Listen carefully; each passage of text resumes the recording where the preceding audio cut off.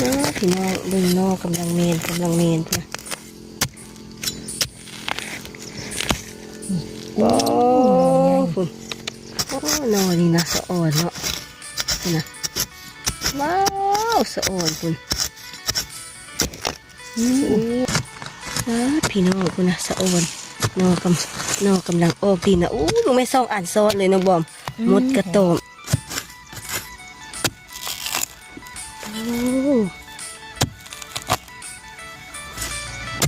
ปุ้น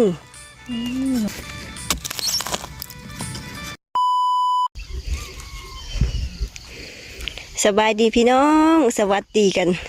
ยามเช้าเด้อเนาะเครื่องเต็มเลยนะสบายดีสวัสดีกันยามเช้านะทุกคนสบายดีAPFC ทางฝั่งลาวฝั่งไทยและต่างประเทศเนาะมื้อนี้น้องอยู่กันว่าชิปมากระย่างเพื่อนผู้เลยเนาะนี่